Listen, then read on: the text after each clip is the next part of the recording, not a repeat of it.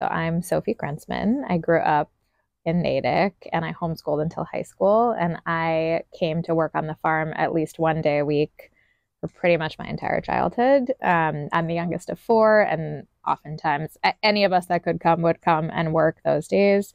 I did some of the summer programs. I also, when I was probably too young to be doing it, helped co-teach some classes with my mom for little kids and their caregivers.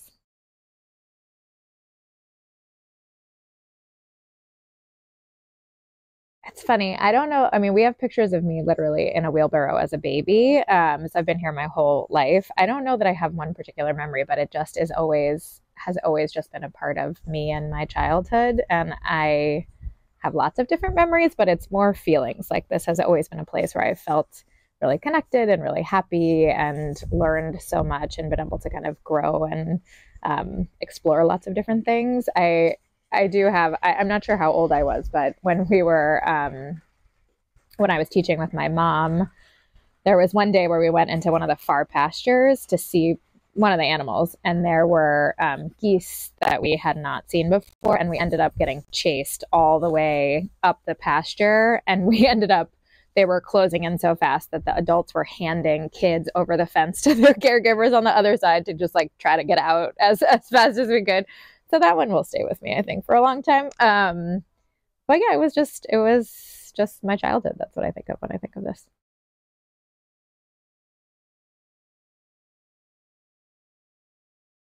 I feel like it has professionalized in a way that's not negative at all. It's just very different. It's not that it wasn't professional with the staff that was here, but it was a much smaller operation. There were a lot fewer programs and classes.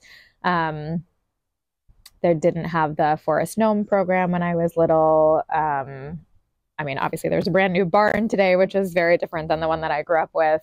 The workshop expanded while I was here. There's a new composting toilet. Like, there's lots of things that have kind of expanded and changed.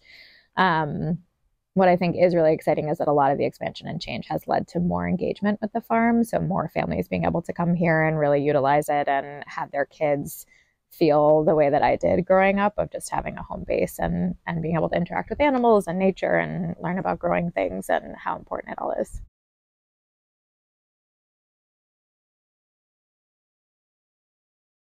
I think it taught me a bunch of different lessons. One of them, obviously, is the importance of nature and animals, being kind to animals, seeing them as partners in a lot of ways for what we do. Um, I want to say that I remember how to grow all of the plants that I learned about here, but that would be my brother. He's still basically a farmer. I don't remember as much, but I do. I don't know. I love the kind of joy of the feeling of dirt, like under your fingernails and digging in it and working with plants. And that I think comes directly from my experiences here. I think it also taught me a lot about just what like volunteering is and what it can do and how you can find like deep connections and um, camaraderie through doing things like that. And then just being part of a community institution and how important the farm is, I think, in Natick and for Natick and also for surrounding towns and families that kind of want that experience for their kids. And I think I didn't always realize growing up how special it was that it was so close. Like I always look at the aqueduct. We can walk from my parents' house through the woods and the aqueduct here. And I remember when I was little, it was like a big deal when I could just do it with my siblings. You know, I like got old enough to do it. But having that access to a place like this was really special.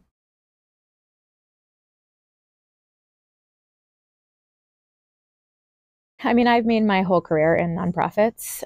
They're not like nature based or farming nonprofits, but I think that this helped to inspire the desire to give back and work in community based spaces.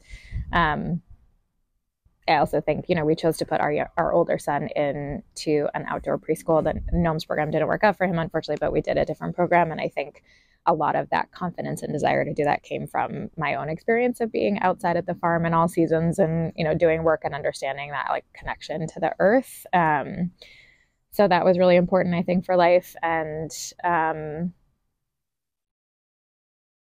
yeah, I think those are probably the biggest pieces. I'm not still, as I said, farming, but I love the idea of it.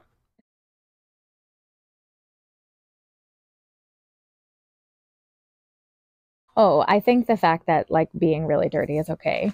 I think that was a big thing. I just remember when I was little, we'd come home from the farm, especially if it was a wetter day or you'd been mucking out the chicken coop or whatever, and like you just are just really filthy. And I think especially being a parent, it's good to let kids get dirty and it's okay. And also like you learn a lot about your limits and how you feel in different situations. And I think there's like a hardiness that comes out of it. So that definitely it was a big lesson here. And I think just the other piece of it, it's important to work as a team. Like it was always here, I think, about the team. It wasn't about one individual. So there was obviously a director, there was an assistant director, like there were staff that knew what they were doing and they would lead things, but people were really valued of all ages and all abilities in contributing towards what was happening at the farm. And I think that has stayed with me a lot too.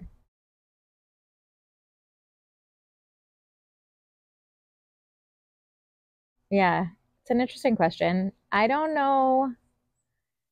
I think what's interesting is I think I stopped coming as frequently when I was post middle school age. Like my siblings, I think came a little bit later. Like I know my brother worked here in the summers when he until he was pretty old.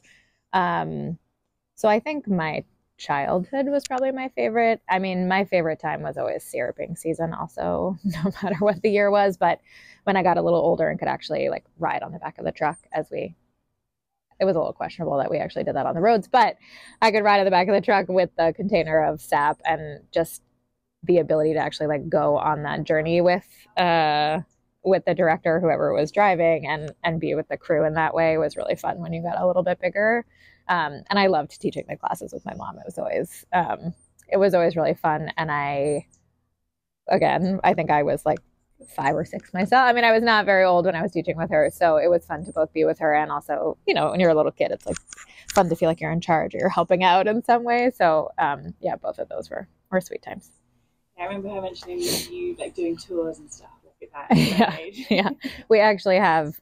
I think I was 4, and I was giving tours of the farm, and we have a couple who I don't know if you're talking to also, but Ricky and Jay Ball, who have become like dear, dear friends of our family. And they're basically like my surrogate grandparents. And apparently we met them because I ran up to them when I was 4 and was like giving them a tour of the farm. And they basically were like, who is this child? We have to meet their parents. And then that's how we ended up connecting. And they've been like a very deep part of our family ever since. So I don't remember doing that at all. I think I was too little to really remember, but I'm not super surprised.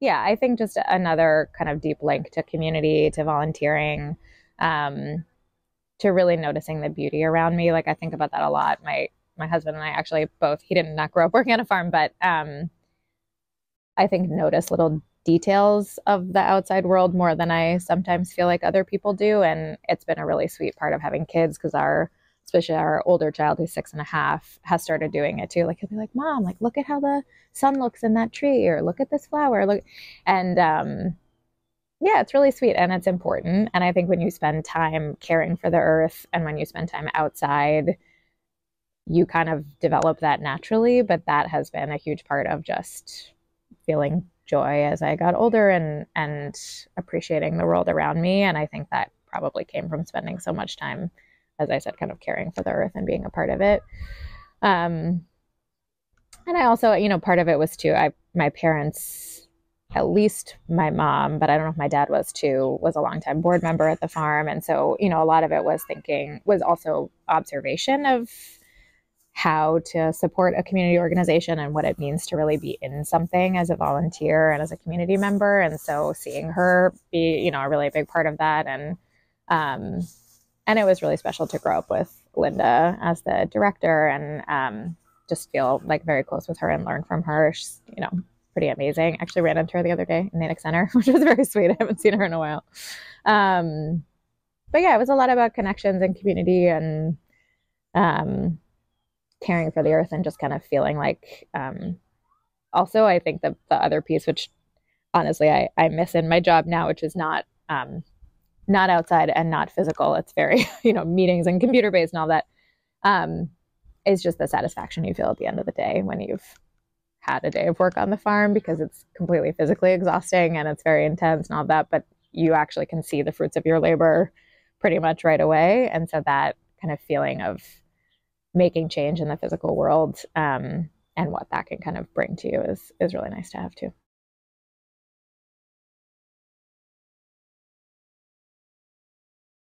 I remember, I don't know if I was working or I was just here another time, but there was a class of little kids. Oh no, I think maybe I was helping to teach a class, but the bunnies were not there. They were over like to the left of the barn, and there were two bunnies that were mating. And so one of the little kids was like, "What are they doing?" Everyone was like, all of them, of course, were staring at the kids. They're like, "What are they doing?" And I think one of the parents or something, they were like, they're hugging, and they like hurried all the kids along. But I just remember thinking it was very funny. And also, I think when you grow up around animals, it's just like you develop a different sensitivity around things. So that was just more funny to me that the little kids were like so zeroed in on it. Of course, the one thing you don't want them to zero in on. But otherwise, no. I mean, as I said, I think I remember a lot of like the Spring Fest growing up, and there were different like dances and opportunities. Like the Spring Fest were always really fun to me, and I remember helping with a lot of them.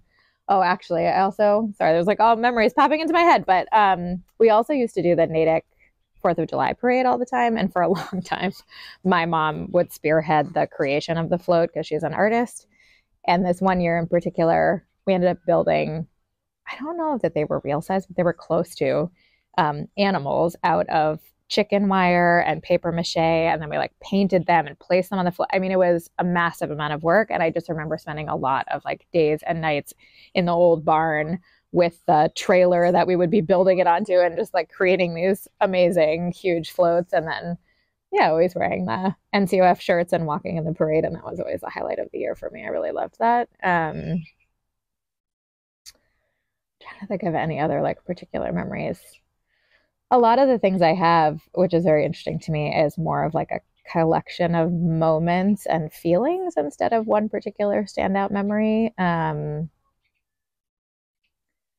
so overall, I think it's like a very warm, loving, like happy collection of memories and things that have happened here. Yeah, if I think of any more, I'll let you know.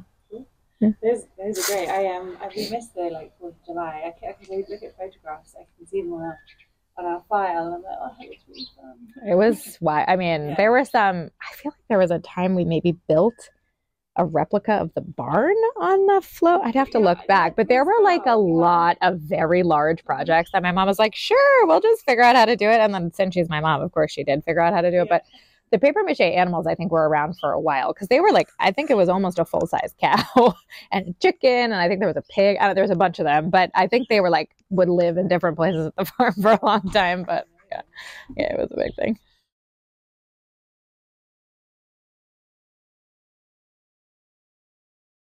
Yeah, I think we're extremely lucky to have the farm in Natick. Not every town has a resource like this. And I think I think the contributions in some ways are obvious, right? Like there's amazing vegetables and produce that comes out of the farm. There's wonderful programming for the community. Like there's lots of different kind of tangible pieces. But I think the fact that the town has prioritized a property like this and an institution like this,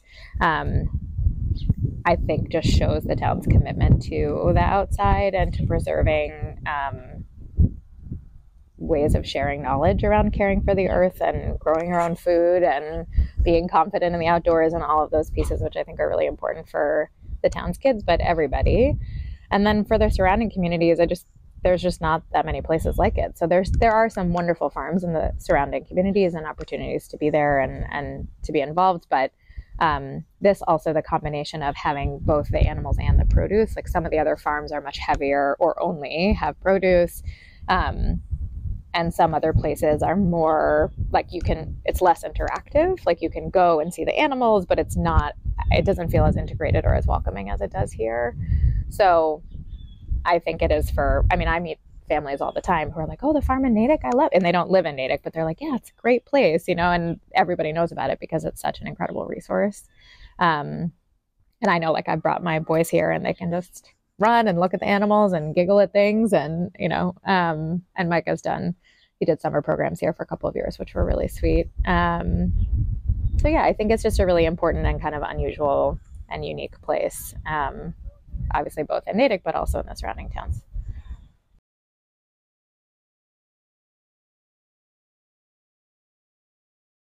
I hope it's still here. I mean, I think that's my biggest number one wish. I also really hope that it retains its accessibility. I think there's even in town, there's other like nature-based places that have become much more insular or harder to get into or engage with over the years. And I think it's really a shame. And I love that the programs and everything have expanded. And I know that it takes, obviously, like you need a budget to operate and you need to be able to be sustainable. And I think the ability for families just to come and experience it and be a part of it is really special and something that I hope would continue.